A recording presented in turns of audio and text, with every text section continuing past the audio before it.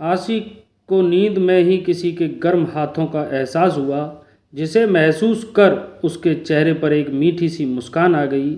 वह परछाई अपनी एकटक निगाहों से आशी को देख रही थी और उसकी आंखों में नमी थी।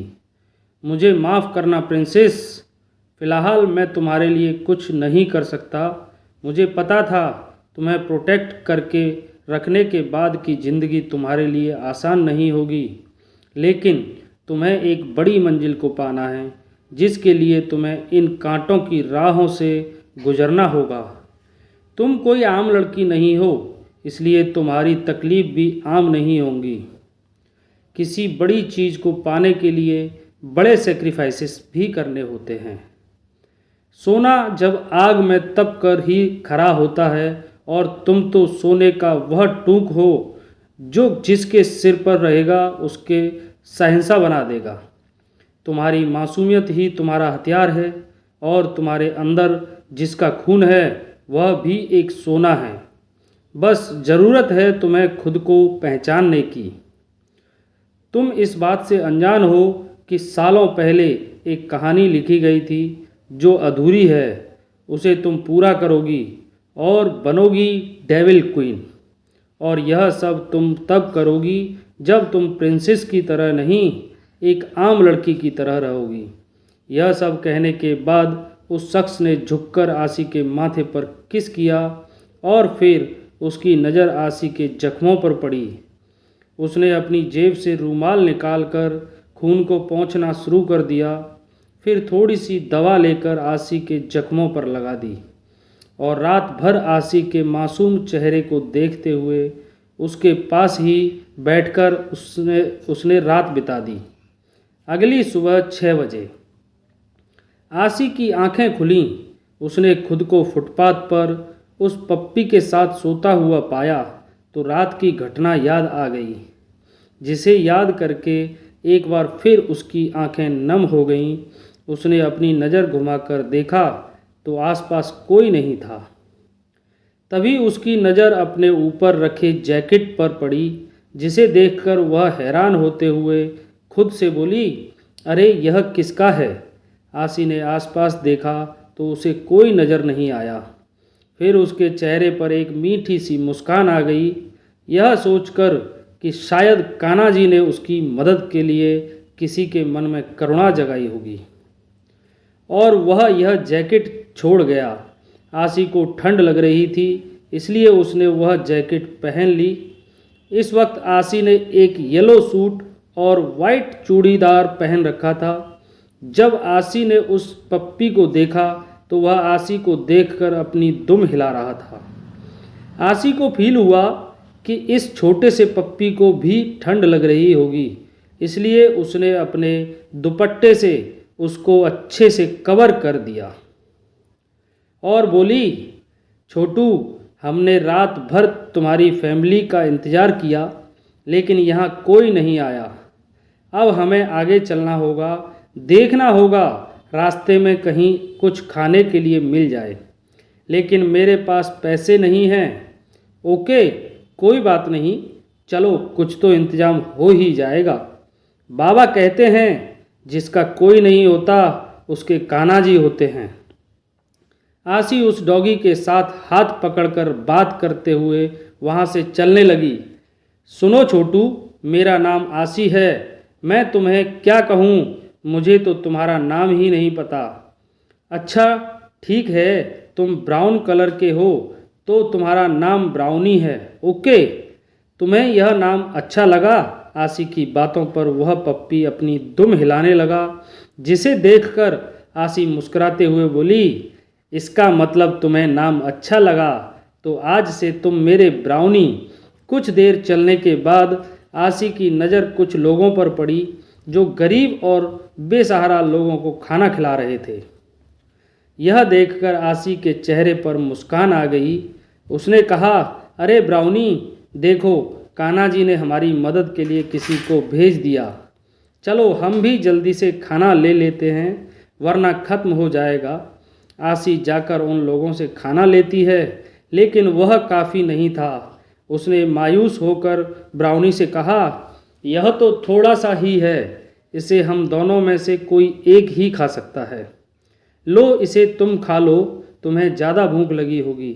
कहकर आसी ने ब्राउनी को वह खाना दे दिया और ब्राउनी खुश होकर दुम हिलाते हुए खाने लगा। ब्राउनी को खुश देखकर आसी भी मुस्कुराने लगी। तभी एक बूढ़े आदमी ने आसी को पूछा, क्या हुआ बेटा, तुम नहीं खाओगी क्या? तुम्हें भूख नहीं लगी है? पर खाना नहीं है ना, उन लोगों के पास भी खाना खत्म हो गया है। यह सुनकर उस बूढ़े शख्स ने अपना खाना आसी को देते हुए कहा, यह लो, तुम इसे खा लो बेटा। अरे नहीं नहीं, मैं इसे कैसे खा सकती हूँ, यह तो आपका है ना। आसी दूसरों का हक नहीं खाती, बड़ी मासूमियत से आसी ने कहा। यह मेरा नहीं, तुम्हारा हक है बेटी। जिसके नसीब में आ जाता है उसी का हक हो जाता है। इस पर तुम्हारा हक है, मैंने खाना खा लिया है। कहते हुए उस बूढ़े शख्स ने आसी के हाथों में खाने का पैकेट पकड़ा दिया। आसी उसे थैंक यू बोलकर खाना लेकर साइड में ब्राउनी के साथ खाने लगी। आसी ने नज़र घुमाकर देखा, उसके जैसे ही कई गरीब और बेसहारा लोग दूसरों की दया पर जी रहे हैं। आसी ने नम आँखों से अपने चेहरे पर फीकी मुस्कान लाते हुए कहा, दुनिया में सिर्फ मैं ही बेसहारा नहीं हूँ, मेरे जैसे भी कई लोग हैं। कान्हा जी, थैंक यू, जो आपने ऐसे लोगों को बनाया जो दूसरों की मदद करते हैं, वरना आज आसी भूखी रह जाती। थोड़ी ही देर में आसी ने खाना खा लिया और ब्राउनी को लेकर वहाँ से आगे जाने लगी। आसी लगातार 1.5 घंटे से चल रही थी। उसके नन्हे पैर, जिसमें पहले से ही जख्म थे, उनमें दर्द होने लगा था। आसी ने एक शख्स से पूछा, सुनिए, यह कौन सी जगह है? मुझे कैलिफोर्निया जाना है, मॉडल टाउन। मैं किस रास्ते से जा सकती हूँ और कितना टाइम लगेगा? कैलिफोर्निया मॉडल टाउन अगर कार से जाओगी तो 3 घंटा 45 मिनट लगेंगे, उस शख्स ने जवाब दिया। इस पर आसी मासूमियत से बोली, नहीं नहीं, मुझे कार से नहीं जाना, मुझे पैदल जाना है। यह सुनकर उस इंसान ने आसी को हैरानी से ऊपर से नीचे तक देखा और बोला, पैदल तो बहुत दूर है बेटा, लगभग 2033 किलोमीटर है। तुम पैदल नहीं जा सकती, क्योंकि पैदल जाने में लगभग 67 घंटे लगेंगे, वह भी अगर तुम बिना रुके चली तो। क्या 67 घंटे? यह तो सचमुच बहुत दूर है, मेरे पैरों में दर्द हो रहा है। अंकल, क्या आपके पास मोबाइल है? मुझे किसी को कॉल करना है। आसी ने उम्मीद भरी नज़रों से उसे देखा। हाँ हाँ, यह लोग कहकर उस इंसान ने फ़ोन दे दिया।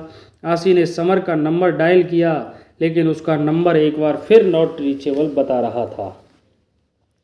आसी ने निराश होकर मोबाइल उस अंकल को वापस करते हुए कहा, thank you so much uncle, आपने मेरी बहुत हेल्प की। आसी वहाँ से जाने लगी। तभी उस इंसान ने कुछ सोचते हुए कहा, बेटी, अगर तुम चाहो तो मेरे पास एक आइडिया है। तुम लोगों से लिफ्ट ले सकती हो, पर ध्यान रहे तुम सही लोगों से ही लिफ्ट लेना। यहाँ बहुत क्रिमिनल होते हैं। कोशिश करना तुम किसी फैमिली वालों से लिफ्ट लो या फिर लड़कियों से। और हाँ, जिस गाड़ी में 3 से ज़्यादा लड़के हों उसमें मत बैठना, ठीक है? अब मैं चलता हूँ। उस इंसान की बात आसी को भी सही लगी, क्योंकि इतनी दूर तक पैदल जाना शायद बेवकूफ़ी होगी। दोपहर के लगभग 11 बज गए थे। आसी ने एक गाड़ी में, जिसमें एक लड़की और 2 या 3 लड़के बैठे हुए थे, उनसे लिफ्ट मांगी। यह सुनकर उस लड़की ने मुस्कुराते हुए जवाब दिया, हाँ हाँ डियर, हम भी उसी साइड जा रहे हैं, चलो हम तुम्हें छोड़ देंगे। आसी खुश होकर उन लोगों के साथ कार में बैठ गई। लड़की आसी के साथ फ्रेंडली होने की कोशिश करने लगी और भोली आसी भी खुश होते हुए उसे अपने बारे में सब कुछ बताने लगी।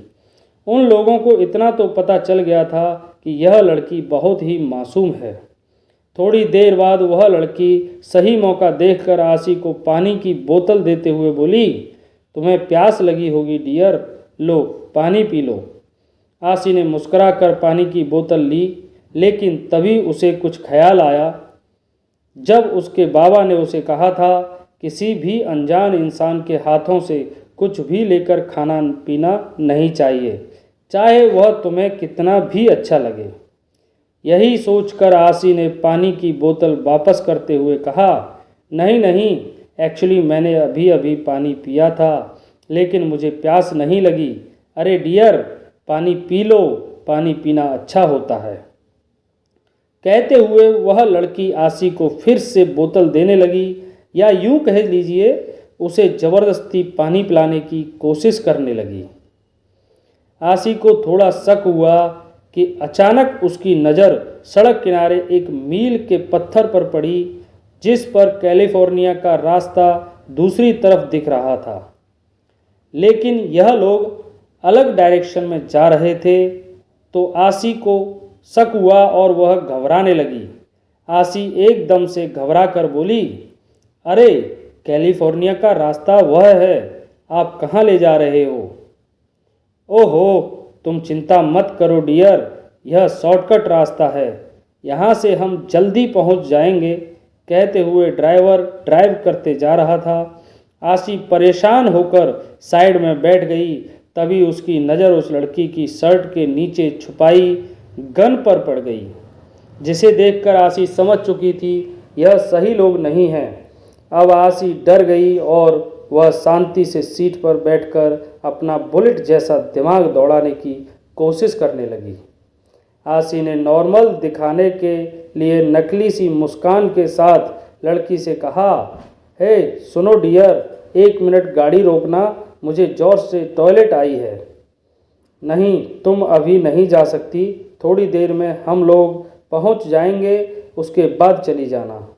कहते हुए वह लड़की आसी को घूरने लगी। उसके लहजे में अब वह कोमलता नहीं थी। आसी ने एक बार फिर जरा जोर देते हुए कहा, नहीं नहीं, मुझे अभी जाना है, मुझे बहुत ज़ोर से आई है, वरना मैं गाड़ी में कर दूंगी।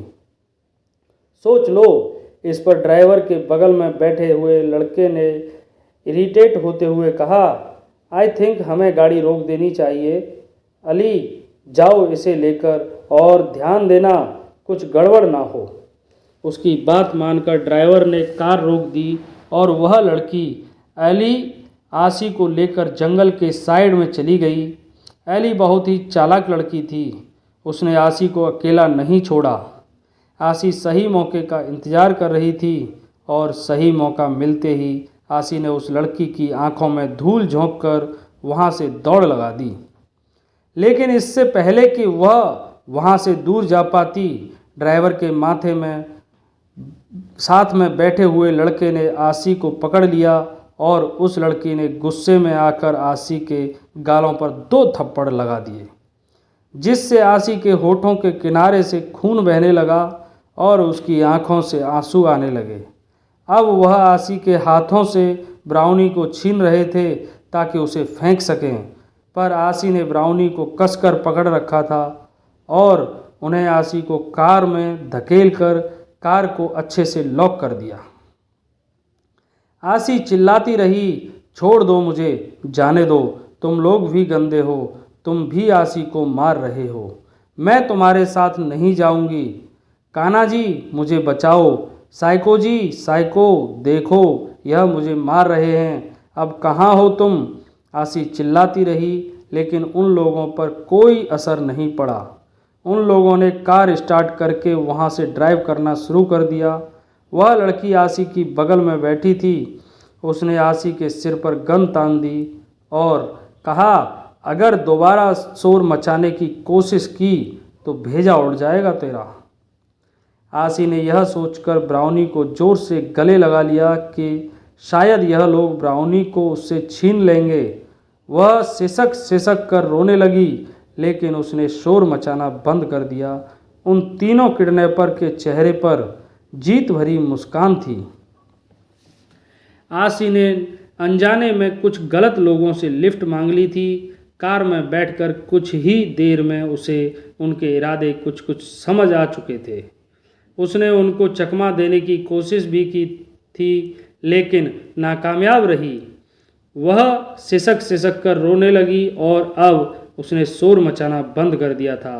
कार हवा में से बातें कर रही थी कि तभी उन लोगों ने देखा आगे हाईवे पर पुलिस का चेक पोस्ट है। यह देखकर उन्होंने घबराकर गाड़ी को दूसरी दिशा में मोड़ दिया और कच्चे रास्ते से जाने लगे। उस वक्त वह रास्ता पूरी तरह से सुनसान था और रास्ते के दोनों तरफ पेड़ पौधे लगे हुए थे। उस जंगली इलाके में से होते हुए वह लोग एक पक्की सड़क पर आ गए जिसे पहाड़ों को काट कर बनाया गया था। रास्ते के एक साइड गहरी खाई थी। आसी रोते हुए कान्हा जी को याद कर रही थी, लेकिन कहीं न कहीं उसके मन में यह डर था कि शायद आज वह जिंदा नहीं बचेगी। तभी उसकी कार को किसी दूसरी कार ने ओवरटेक कर लिया और उनकी कार को रोकने के लिए उनके सामने कार लगा दी। देखते हैं यह कौन है। देखते ही देखते जिससे चौंक कर किडनैपर ने तुरंत ही ब्रेक लगा दी। किडनैपर लड़का गुस्से में कार से बाहर निकला और उस कार के ड्राइवर पर चिल्लाते हुए बोला, कौन हो तुम और तुम्हारी हिम्मत कैसे हुई हमारी कार को ओवरटेक करने की? गाड़ी साइड करो। कहते हुए वह लड़का लड़ने के लिए तैयार अपनी स्लीव्स फोल्ड करने लगा, लेकिन सामने वाली कार से कोई जवाब नहीं आया। अब वह लड़का गुस्से से भड़कता हुआ उस कार की ड्राइविंग सीट वाली विंडो पर गया और जैसे ही झांक कर चिल्लाने को हुआ कि अचानक उसके मुंह पर एक जोरदार मुक्का पड़ा। वह लड़का खुद को संभाल नहीं पाया और कुछ फीट दूर पीछे की तरफ तेजी से गिरा, मानो हवा में उड़ गया हो। यह नज़ारा और उस लड़के की यह हालत देखकर कार में बैठे दोनों किडनैपर सतर्क हो गए। तभी सामने वाली कार से क्रिस अपने चेहरे पर ड्रैगन किंग मास्क लगाकर कार से बड़ी ही एटीट्यूड के साथ बाहर निकला।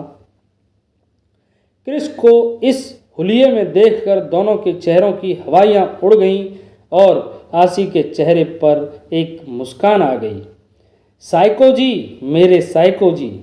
आसी किडनैपर पर लड़की को देखकर मुंह बनाते हुए बोली, अब मेरा ऋतिक रोशन, मेरा हीरो, मेरा साइको आ चुका है। अब देखना तुम लोगों से कितनी डिशम डिशम फाइट करेगा। मैं साइको जी को बताऊंगी तुमने मुझे मारा था। आसी क्रिश को आवाज़ देते हुए, साइको जी मैं यहाँ हूँ, देखो साइको यहाँ। वह किडनैपर लड़की एली आसी पर गुस्सा होते हुए बोली, शट अप, एक शब्द भी मुंह से निकाला तो यहीं भेजा उड़ा दूंगी। और उसे धमकाने लगी, हमें पकड़ने वाला अभी तक पैदा नहीं हुआ है। फिर वह ड्राइवर को देखकर बोली, सुनो यहाँ फाइट करने का कोई फ़ायदा नहीं है, गाड़ी को पीछे को जल्द से जल्द निकालो। उस ड्राइवर ने एली की बात मानकर वह ड्राइवर गाड़ी बैक कर रहा था, लेकिन क्रिश इतने ही तेज कदमों से उस कार की तरफ बढ़ रहा था। इस वक्त उसके चेहरे पर ड्रैगन किंग मास्क था, इसलिए उसके चेहरे के भाव देखना इम्पॉसिबल था, लेकिन उसकी गुस्से में लाल आंखों को देखकर कोई भी बता सकता था कि इस वक्त उसके सर पर खून सवार है। उस किडनैपर की कार पीछे जाते हुए क्रिस से दूर होने लगी कि तभी कुछ और कारों ने आकर पीछे से किडनैपर की कार को घेर लिया। अब किडनैपर की कार दोनों तरफ से घिर चुकी थी। एली का इशारा पाकर ड्राइवर जल्दी ही कार से बाहर निकला और उसने अपनी गन निकालकर क्रिस पर फायरिंग करना शुरू कर दिया। क्रिस उसकी फायरिंग से खुद को बचाते हुए आगे बढ़ रहा था। वह कार पर फायरिंग नहीं कर रहा था और उसने अपने लोगों को भी फायरिंग न करने का इशारा किया, क्योंकि आसी गोली को भी लग सकती थी। वह जानता था कि हमें आसी को प्रोटेक्ट करना है, आसी को गोली नहीं लगनी चाहिए। क्रिस ने अपनी गन निकालकर उन लोगों को चेतावनी देते हुए कहा, स्टॉप फायरिंग, चुपचाप उस लड़की को आज़ाद कर दो, वरना तुम्हारी मौत देखकर शैतान भी कांप उठेगा। क्रिस की वार्निंग सुनते ही बाद भी वह लोग अपनी फायरिंग नहीं रोकते और अब क्रिस ने बहुत अच्छे से निशाना लगाकर एली को माथे पर शूट कर दिया। यह देखकर आसी ने डर के मारे अपनी आंखें बंद करके अपना चेहरा दूसरी तरफ कर लिया। फिर क्रिश अपने तेज कदमों से आगे बढ़ते हुए ड्राइवर को वार्न करते हुए बोला, चुपचाप लड़की मुझे दे दो, वरना तुम्हारा अंजाम बहुत बुरा होगा। एली का हाल देखकर ड्राइवर काफ़ी डर चुका था। उसने हाथों को ऊपर किया और कार से बाहर निकल गया। डर के मारे या जल्दबाजी में वह कार के हैंड ब्रेक लगाना भूल गया था, जिसके कारण अगले ही पल कार पीछे जाने लगी और अचानक ही खाई में गिर गई। यह नज़ारा देखते ही क्रिश की आंखें बड़ी हो गईं और उसके चेहरे का रंग उड़ गया। फायरफ्लाई, फायरफ्लाई चिल्लाता हुआ वह दौड़कर कार के पास जाने लगा, लेकिन तब तक बहुत देर हो चुकी थी। क्रिस खाई की तरफ जाते हुए वहीं घुटनों के बल बैठकर जोर जोर से चिल्लाते हुए बोला, फायरफ्लाई, तुम मुझे छोड़कर नहीं जा सकती। क्रिस दोनों हाथों से अपना सर पकड़कर चिल्ला रहा था। तब तक रॉकी की कार भी वहां पहुंच गई और वह झट से क्रिस के पास आकर बोला, क्रिस, आसी कहाँ हैं? बोलो क्रिस, तुम इस तरह रो क्यों रहे हो? आसी वहाँ कहाँ हैं क्रिस? रॉकी के लगातार सवाल पूछने पर भी क्रिस कोई जवाब नहीं दे रहा था। वह घुटनों के बल बैठकर रोते हुए बोला, यह सब मेरी वजह से हुआ है। मैंने उसे मार दिया, मैंने अपनी फायरफ्लाई को मार दिया। धिक्कार है मुझ पर। I am sorry Firefly, Chris पागलों की तरह चिल्ला रहा था। लेकिन उसकी बात सुनकर रॉकी को बहुत बड़ा झटका लगा। उसने घुटनों के बल बैठकर क्रिस का कॉलर पकड़कर उसे झकझोरते हुए पूछा, क्या कहा तुमने? वह मर गई?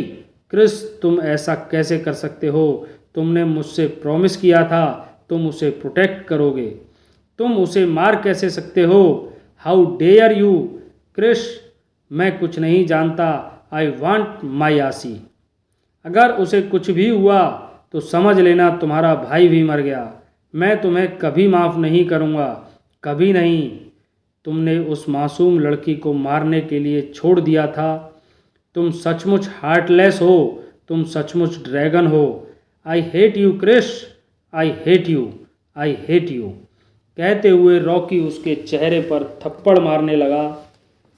लेकिन क्रिस को कोई एहसास ही नहीं था। उसे तो खुद ही बहुत बड़ा सदमा लगा था। राका और आसपास खड़े सभी लोग यह सीन देखकर हैरान थे। क्रिस खाई के किनारे बैठकर उस कार को जाता हुआ देख रहा था और इतनी ऊंचाई से वह कार बहुत छोटी नजर आ रही थी। उस हालत में किसी का भी बचना नामुमकिन था। क्रिस अपने सर पर खुद ही मारता हुआ खुद पर ही चिल्लाते हुए बोला, मैंने कभी नहीं सोचा था मैं तुम्हें इस तरह खो दूंगा। आई am sorry Firefly, please forgive me one chance, please come back, please वापस आ जाओ। क्रिश और रॉकी उस पहाड़ी पर घुटनों के बल रो रहे थे। तभी अचानक क्रिश के कानों में किसी की आवाज़ आई, साइको जी, मैं यहाँ हूँ। यह शब्द क्रिश के कानों में पड़ी, जिसे सुनकर क्रिश झटके से खड़ा हुआ और आवाज़ देते हुए बोला, फायरफ्लाई, कहाँ हो तुम? बताओ कहाँ हो तुम? आसी के शब्द सुनते ही धीमे थे, इसलिए किसी को सुनाई नहीं दिया। वहाँ खड़े सभी को लगा क्रिश ने अपना मानसिक संतुलन खो दिया है। अब रॉकी भी क्रिश पर चिल्लाते हुए बोला, क्या नाटक लगा रखा है? तुम तो ऐसे दिख रहे हो जैसे उसके जाने से तुम्हें बहुत तकलीफ़ हो रही है। तुम्हें तो खुश होना चाहिए, तुम उसे कभी भी पसंद नहीं करते थे। क्रिस को तो मानो यह सब सुनाई ही नहीं दिया। वह तो आसी की आवाज़ को सुनकर खाई में झांक कर देखने की कोशिश कर रहा था, पर आसी कहीं भी नज़र नहीं आ रही थी। मुझे उसकी आवाज़ आई, उसने मुझे पुकारा, मुझे नीचे जाना होगा, वह जिंदा है। व्हाट किंग, आपको गलतफहमी हुई है, वह नहीं है।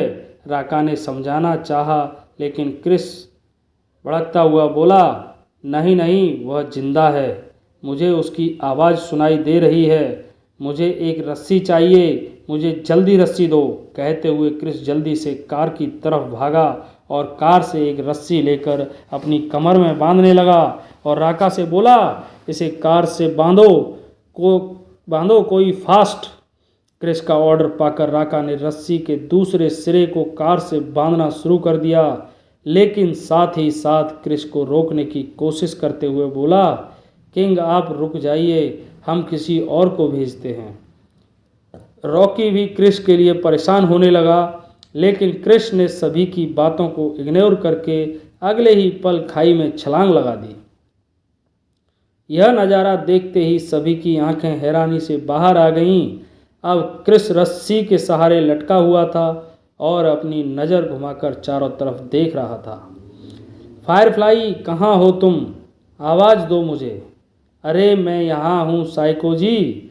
कहते हुए आसी ने मासूमियत से साइको की तरफ देखा।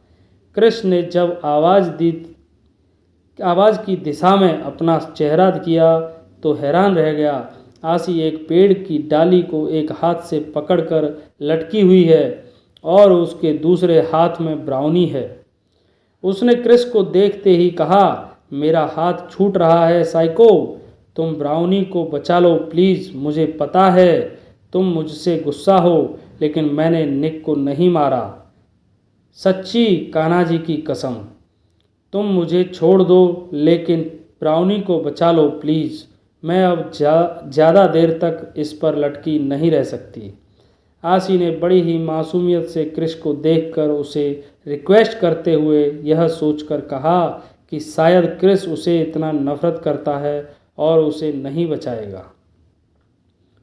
आसी की मासूमियत भरी बातें सुनकर क्रिस की आंखें नम हो गईं, लेकिन मास्क के कारण उसके एक्सप्रेशन देखना मुश्किल था। मास्क के अंदर उसके चेहरे पर एक हल्की सी मुस्कान आ गई थी।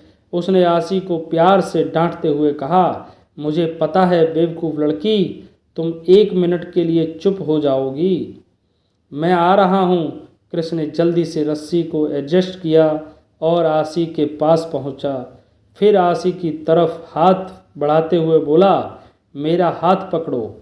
नहीं नहीं, मेरे हाथ से ब्राउनी छूट जाएगा, फिर वह गिर जाएगा तो उसे चोट लग जाएगी। तुम ब्राउनी को पकड़ लो। आसी की बात सुनकर क्रिस हैरान रह गया। इस लड़की को अपनी नहीं एक पिल्ले की चिंता है। क्रिस ने अपना हाथ बढ़ाते हुए कहा, वह नहीं गिरेगा आसी, आओ वरना तुम गिर जाओगी। मेरी कमर को ज़ोर से पकड़ लो। आसी ने जल्दी से अपना हाथ बढ़ाया और क्रिस ने उसे एडजस्ट करते हुए अपनी कमर दी, लेकिन क्रिस काफ़ी लंबा चौड़ा और हट्टा कट्टा इंसान था, जिसे आसी अपनी बाहों में भर भी नहीं पा रही थी और उसके इस एक हाथ में ब्राउनी भी था। आसी शिकायत करते हुए बोली, साइको जी, मैं पकड़ नहीं पा रही, तुम बहुत मोटे हो। मैं मोटा नहीं, तुम ज़्यादा छोटी हो बेवकूफ़ लड़की। कहते हुए क्रिस ने अपनी पॉकेट से एक रूमाल निकाला और आसी को अपने हाथ बांध लिया। ऊपर खड़े क्रिस के लोग आसी और क्रिस को देख नहीं पा रहे थे। तभी क्रिस ने जोर से दहाड़ते हुए आवाज़ लगाई, रस्सी खींचो राका। जो कान लगाकर क्रिस की कमांड का वेट कर रहा था। आवाज़ सुनते ही राका, रॉकी और सभी लोगों ने मिलकर रस्सी को खींचना शुरू किया। क्रिस ने आसी को एक हाथ से होल्ड करके अपने दूसरे हाथ से रस्सी को होल्ड कर रखा था।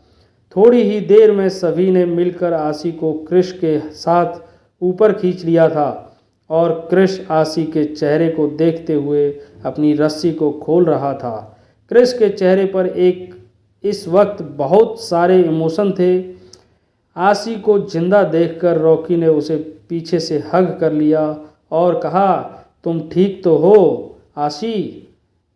हाँ मैं ठीक हूँ, लेकिन ब्राउनी तुम ठीक हो ना? कहते हुए आसी ने सबसे पहले अपने ब्राउनी को देखकर, ठीक है आसी। रॉकी जल्दी से आसी को गले लगाते हुए उसके बालों में हाथ चलाते हुए बोला, ओ गॉड, मैं तुम्हें बता नहीं सकता मैं तुम्हें देखकर कितना खुश हूँ। मुझे लगा मैंने तुम्हें खो दिया। आसी भी जल्दी से रॉकी को हक कर लेती है, दोनों को करीब देखकर क्रिस का दिल एक बार फिर टूटने लगा, लेकिन आसी को सही सलामत देखकर उसके चेहरे पर हल्की मुस्कान भी थी। अब रॉकी ने आसी के मासूम चेहरे को देखकर अपने हाथों में उसके चेहरे को थामते हुए कहा, आसी तुम्हें तो बहुत चोट लगी है, तुम्हें डॉक्टर की ज़रूरत है। इस पर आसी ज़ोर ज़ोर से रोते हुए रॉकी को शिकायत करते हुए बोली, हाँ मुझे ना उन गुंडों ने मारा। देखो। आसी अपने गाल पर छपे उंगलियों के निशान रॉकी को दिखाते हुए फिर वह ज़ोर ज़ोर से रोते हुए क्रिस की तरफ इशारा करते हुए बोली, रॉकी तुम्हें पता है जब तुम नहीं थे तो साइको ने भी मुझे मारा। अपने माथे की चोट पर इशारा करते हुए बोली, मुझे यहाँ चोट लगी थी, खून बह रहा था, मैंने निक को नहीं मारा था। सच्ची चाहो तो कान्हा जी से पूछ लो। आसी की मासूमियत भरी बातें और शिकायत सुनकर क्रिस का दिल फटा जा रहा था। इतने में रॉकी ने झटके से आसी को सीने से लगाकर उसकी पीठ थपथपाते हुए बोला, मुझे पता है आसी, तुमने निक को नहीं मारा, तुम किसी को नहीं मार सकती, तुम तो बहुत क्यूट और गुड गर्ल हो। रॉकी क्रिस की तरफ घूर कर देखते हुए दांत पीसते हुए बोला, और अब मैं तुम्हें किसी को भी दर्द नहीं देने दूंगा, अब तुम्हें मैं प्रोटेक्ट करूंगा, ओके। आसी ने ना में सिर हिलाते हुए कहा, नहीं, मुझे किसी की प्रोटेक्शन की ज़रूरत नहीं है, मुझे वापस समर के पास भेज दो। साइको ने मुझे प्रॉमिस किया था कि वह मुझे प्रोटेक्ट करेगा, लेकिन उसने मुझे मारा। अब तुम मुझसे प्रॉमिस करने का बोल रहे हो, फिर तुम भी मारोगे। युवान ने भी मारा था, मुझे इन गंदे लोगों ने भी मारा है। मैं और नहीं सह सकती, मुझे दर्द होता है, मुझे समर के पास जाना है, वह मुझे कभी नहीं मारता। आसी ज़ोर ज़ोर से रोते हुए शिकायत कर रही थी। उसकी बातें सुनकर क्रिस से अब रहा नहीं गया। वह अपने आंसू छुपाते हुए वहाँ से निकल गया। राका भी क्रिस को जाता हुआ देख रहा था और उसके दिल के दर्द को शायद वह बहुत अच्छे से समझ रहा था। और तुम कहते हो तुम्हें उससे प्यार नहीं? इन धीमी शब्दों को कहते हुए राका मन ही मन मुस्कुरा रहा था। राका ने रॉकी से कहा, I think she needs some rest and treatment, we should go home. Rocky हाँ में सर हिलाकर आसी को अपने सीने से लगाए हुए कार में बैठ गया। थोड़ी देर में वह लोग अस्पताल में थे, जहां देखते ही देखते आसी के न जाने कितने ही टेस्ट हुए। सभी रिपोर्ट नॉर्मल थी। आसी की पुरानी बैंडेज चेंज की गई। आसी वापस अपने घर समर के पास जाना चाहती थी, लेकिन रॉकी ने किसी तरह उसे समझा बुझाकर वापस विला लेकर आ गया। रॉकी आसी को अपनी गोद में उठाकर विला के अंदर एंटर करता है, क्योंकि आसी के हाथों और पैरों में बहुत सी विंडेज लगी हुई थी। रॉकी ने आसी को उसके कमरे में लाकर बेड पर बिठा दिया, फिर उसके छोटे से चेहरे को अपने हाथों में थमाते हुए बड़े प्यार से बोला, तुम यहीं बैठो, मैं अभी आता हूँ। ओके। आसी ने मासूमियत से हाँ में सर हिलाया। रॉकी ने इंटरकॉम पर कॉल करके लिली को बुलाया और उसे ऑर्डर देते हुए बोला, मैडम को स्पंजी बात दो और ड्रेस चेंज करो। इन शब्दों को कहते हुए रॉकी के चेहरे के एक्सप्रेशन काफ़ी गुस्से भरे और कठोर थे। रॉकी का चेहरा देखकर ही लिली डर से कांप रही थी, क्योंकि आज तक उसने रॉकी का यह चेहरा कभी नहीं देखा था। उसने अपनी नज़र झुकाकर डरते हुए हाँ में सिर हिलाया। चलिए मैडम, कहकर लिली आसी का हाथ पकड़कर उसे खड़ा करने को हुई कि तभी 1 मिनट रॉकी ने आसी को एक बार फिर अपनी गोद में उठाकर बाथरूम में शेल्फ पर बिठा दिया। यह सब देखकर आसी को क्रिश के साथ बिताए हुए पल याद आने लगे, जब कभी उसने भी आसी का इसी तरह ख्याल रखा था। उन पलों को याद करके उसकी आंखों में आंसू आ गए। आसी की आंखों में आंसू देखकर रॉकी उसके लिए परेशान होते हुए बोला, अरे आशी, तुम रो क्यों रही हो? तुम्हें कहीं दर्द हो रहा है क्या? आशी ने अपने चेहरे पर फीकी मुस्कान लाते हुए ना में सिर हिला दिया और कहा, नहीं, बस कुछ याद आ गया था। याद आ गया था? क्या याद आ गया? मुझे भी बताओ, रॉकी ने पूछा। जिस पर आशी अपने चेहरे पर वही दर्द भरी मुस्कान लाते हुए ना में सिर हिलाते हुए बोली, कुछ नहीं, एक सपना था, आँख खुलते ही टूट गया। तुम जाओ, लिली मुझे बात दे देगी।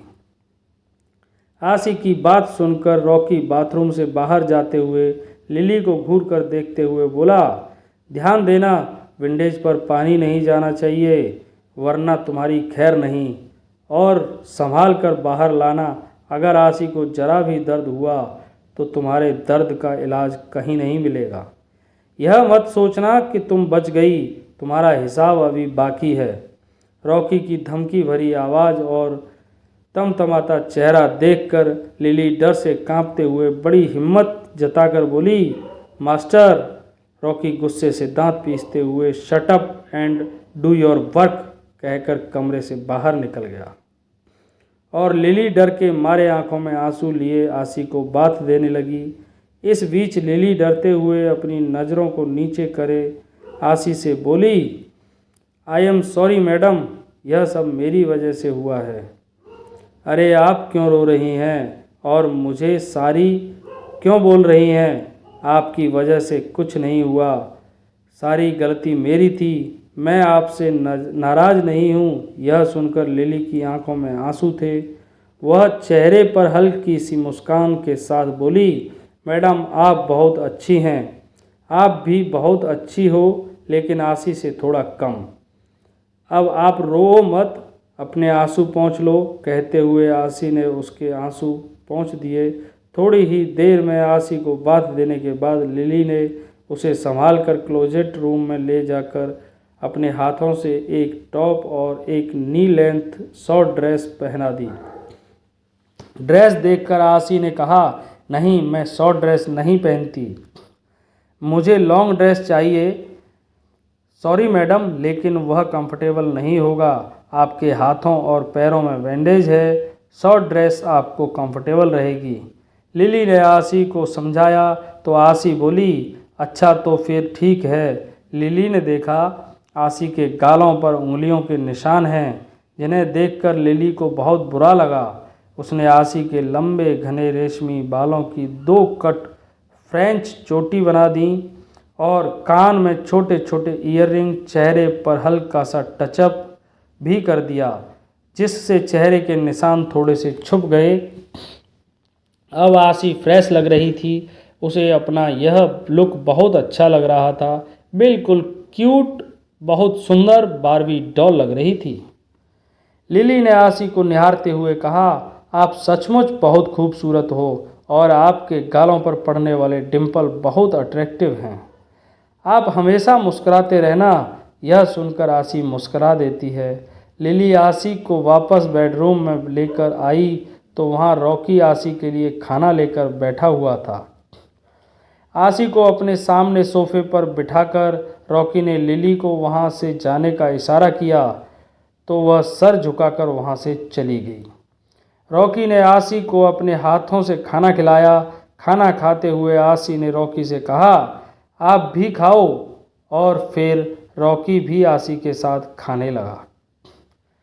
खाना खाते हुए आशी ने निक का हाल चाल पूछा तो रॉकी ने मुस्कुरा कर जवाब दिया, निक बिल्कुल ठीक है। आशी निक से मिलना चाहती थी, लेकिन रॉकी ने उसे यह कहते हुए टाल दिया कि फ़िलहाल वह सो रहा है, वह सुबह उससे मिल सकती है। आशी ने कोई रिएक्शन नहीं दिया और आशी ने भी हाँ में सिर हिलाकर उसकी बातें मान लेती है। तभी उसे ब्राउनी का ख्याल आया और उसने रॉकी से पूछा, रॉकी मेरा ब्राउनी कहाँ है? उसे अपनी अम्मा की याद आ रही होगी, मुझे मेरा ब्राउनी ला दो प्लीज़। रॉकी ने मुस्कुरा कर बताया, वह अपने नए डॉग हाउस में है और तुम उसकी चिंता मत करो, उसके लिए एक अलग से केयर टेकर असाइन किया गया है। वह खाना खाकर सो रहा होगा, तुम उससे भी सुबह मिल लेना। ओके ओके रॉकी, तुम्हें पता है तुम बहुत अच्छे हो। तुम मेरा बिल्कुल वैसे ही ख्याल रख रहे हो जैसा साइको ने रखा था। मुझे बात दिया, मुझे खाना खिलाया, अच्छे अच्छे कपड़े दिए, शॉपिंग पर ले गया।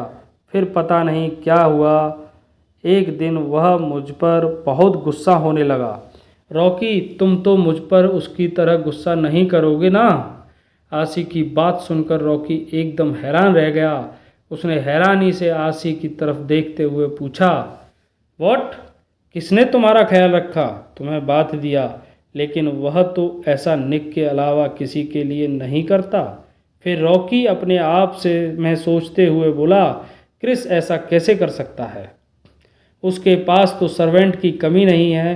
तो फिर रॉकी आशी की तरफ देखते हुए बोला, आशी, क्या कृष्ण ने उसके अलावा भी कुछ किया था या कुछ कहा था? मुझे बताओ। हाँ, उसने कहा था मैं सिर्फ उसकी हूँ, और उसने मुझे किस करते हुए।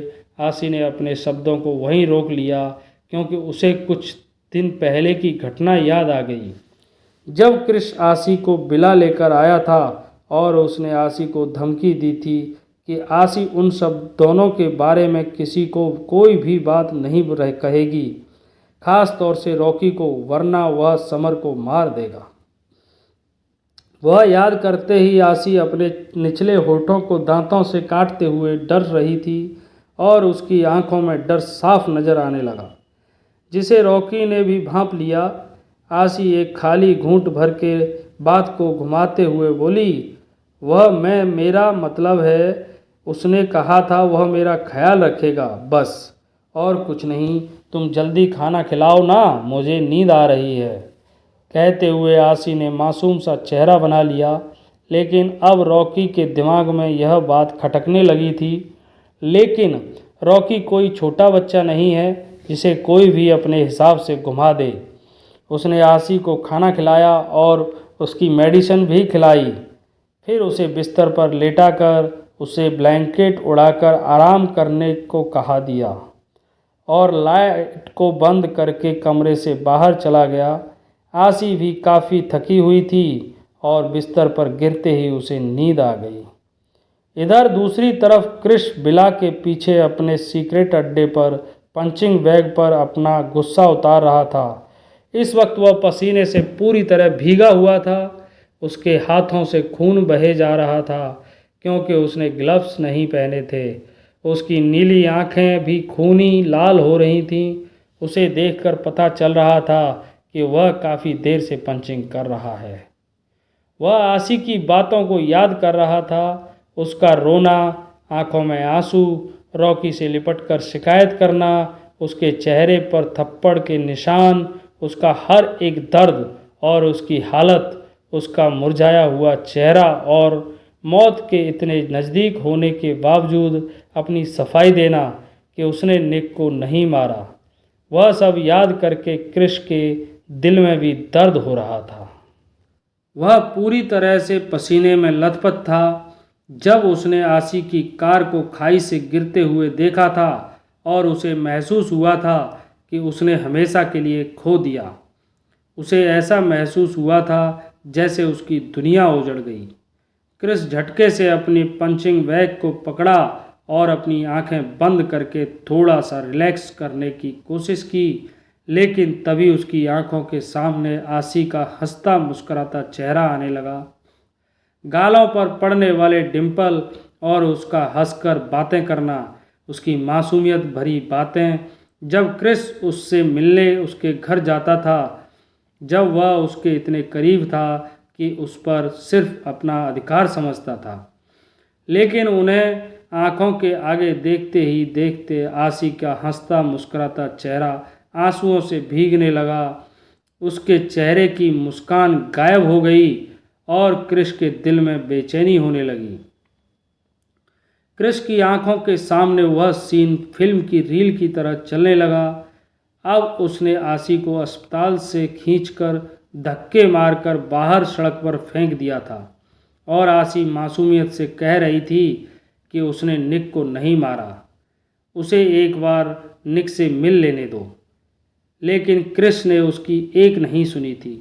क्रिस ने वह नज़ारा भी देखा था जब आसी को माथे पर चोट लगी थी और उस पर से खून बह रहा था, और आसी अपने खून को देखकर रोते हुए बोल रही थी कि साइको ने उसे मारा, लेकिन तब भी क्रिस उसे इग्नोर करके चला गया था। जिसे याद कर अब क्रिस को अपने मन में गिल्टी फील हो रहा था। क्रिस के मुंह से एक दर्द भरी चिक निकल रही थी।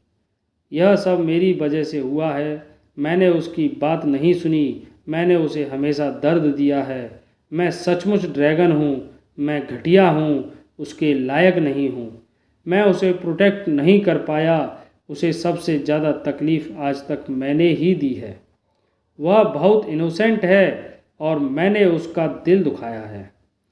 कहते हुए क्रिस एक बार फिर अपनी भड़ास पंचिंग बैग पर निकालने लगा। अब हम बात करेंगे फ्लैशबैक की।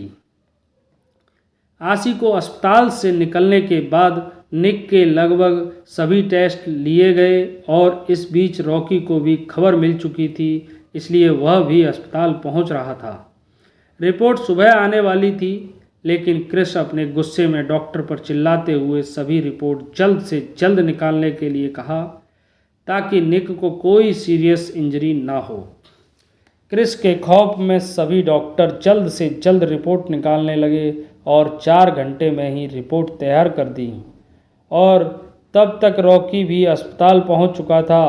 अब दोनों भाई निक की रिपोर्ट देख रहे थे। डॉक्टर रिपोर्ट देखकर हैरान था। उसने बताया कि लाइफ में पहली बार आज वह एक चमत्कार देख रहा है। निक के दिमाग में कुछ ब्लड क्लॉटिंग थी, जिसके कारण उसकी बॉडी का कुछ पार्ट पैरालाइज हो गया था, लेकिन अचानक उसके दिमाग पर प्रेशर पड़ने के कारण वह ब्लड क्लॉटिंग पिघलने लगी है, जिसके कारण अब उसका दिमाग थोड़ा एक्टिव हो रहा है। उसके हाथों और पैरों की कुछ दिन से एक्सरसाइज चल रही थी, जिसके कारण अब उसके हाथ और पैर अच्छे से काम कर रहे हैं। फिर डॉक्टर ने पूछा कि क्या उन्होंने पिछले कुछ दिनों से निक के साथ कुछ नया ट्राई किया है। इस बात का जवाब क्रिस को नहीं पता था, लेकिन तभी रॉकी खुश होते हुए बोला, हाँ हाँ, मुझे पता है, आसी ने किया है यह सब। कुछ दिनों से वह निक को एक्सरसाइज करा रही थी, उसे उसके हाथों से खिला रही थी, थोड़ी बहुत ड्राइंग और फिजिकल एक्टिविटी भी करा रही थी, उसके हाथों और पैरों की मसाज करती थी, और सबसे बड़ी बात है कि निक कुछ दिनों से मुस्कुरा रहा है, जो सचमुच एक मिरेकल है। आज तक मैंने निक को कभी मुस्कुराते हुए नहीं देखा था। रॉकी के मुंह से यह सब सुनते ही क्रिस बिल्कुल हैरान रह गया। फिर उसने डॉक्टर से पूछा, लेकिन डॉक्टर, यह कैसे मुमकिन है? आप लोगों ने कहा था कि निक का ठीक होना लगभग इम्पॉसिबल है, क्योंकि यह पैरालाइज्ड उसे 2 साल की उम्र में हुआ है। यस सर, आपकी बात बिल्कुल सही है। मेडिकल की दुनिया में इसका इलाज नहीं था, लेकिन ऊपर वाला उसके पास हर चीज़ का इलाज है। कभी कभी हम डॉक्टर भी जिस चीज़ के लिए हार मान लेते हैं, अचानक वहाँ जादू हो जाता है।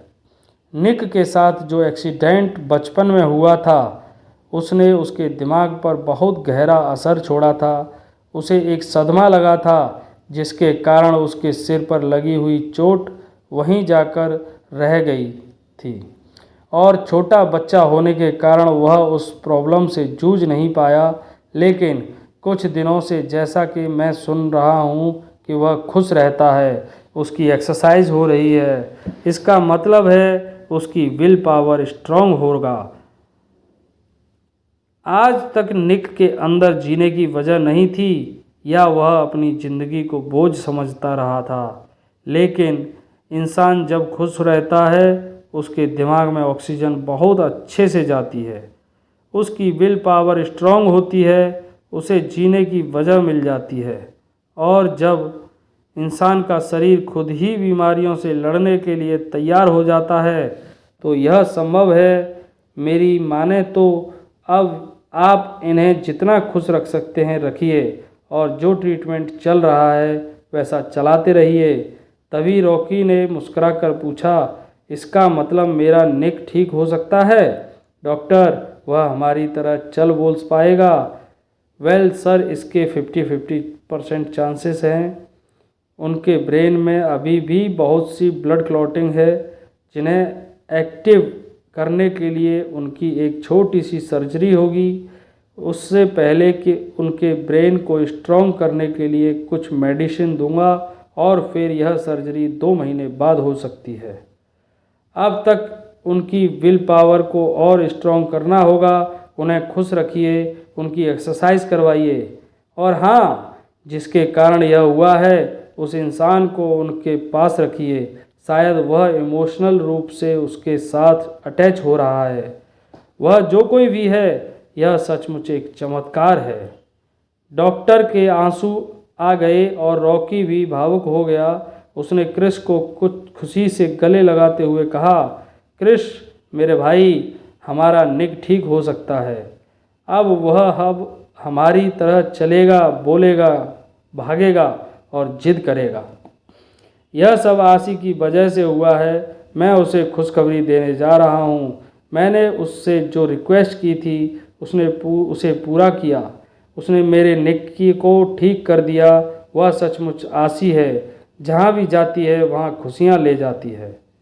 मैं अभी आता हूँ कहते हुए रॉकी जाने लगा, लेकिन तभी कृष्ण ने कहा, वह यहाँ नहीं है। यह सुनकर रॉकी के चलते हुए कदम रुक गए और उसने क्रिस से पूछा, यहाँ नहीं है तो कहाँ है? घर पर है क्या? कोई बात नहीं, मैं घर पर जाकर मिल लेता हूँ। वह घर पर भी नहीं है रॉकी, मैंने उसे धक्के मारकर बाहर निकाल दिया, क्रिस ने सर झुकाकर कहा। यह सुनकर रॉकी की आंखें हैरानी से बड़ी हो गईं और क्रिस ने उसे सारी बातें बता दीं।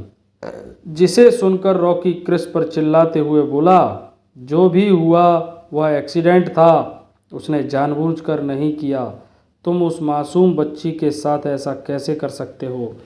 क्रिस, तुमने उसे सड़क पर फेंक दिया, यह जानने के बावजूद कि उसकी जान को खतरा है।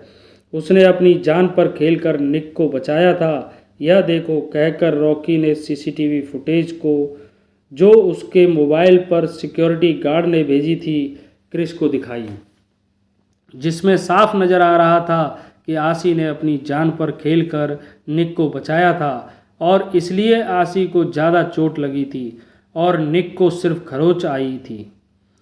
क्रिस को अपनी गलती का एहसास हो चुका था। अब रॉकी ने गुस्से में क्रिस की कॉलर पकड़कर झकझोरते हुए कहा, मैंने तुम्हें उसकी प्रोटेक्शन की जिम्मेदारी दी थी क्रिस। उसे टॉर्चर करने से पहले तुमने एक बार नहीं सोचा, बाहर उसकी जान को खतरा है। अगर उसे कुछ भी हुआ तो मैं तुम्हें कभी माफ़ नहीं करूँगा। पता नहीं इतनी रात को वह इतनी ठंड में अकेले सुनसान रास्तों पर क्या कर रही होगी।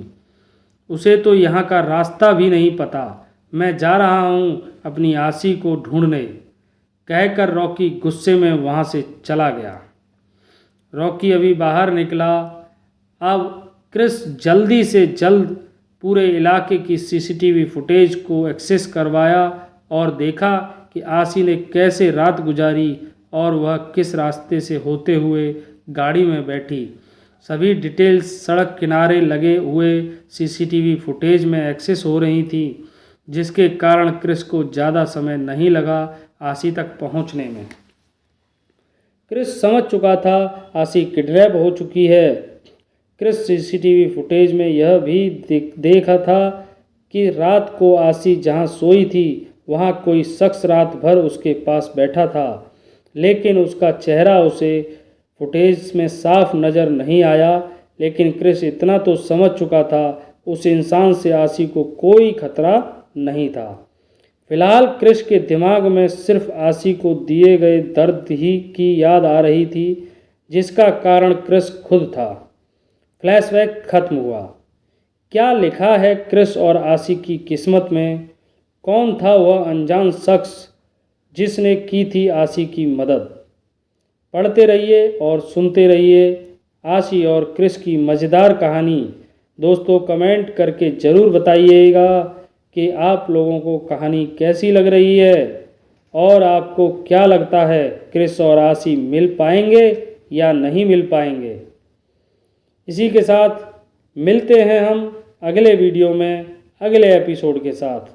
तब तक के लिए आप लोगों का तहे दिल से धन्यवाद।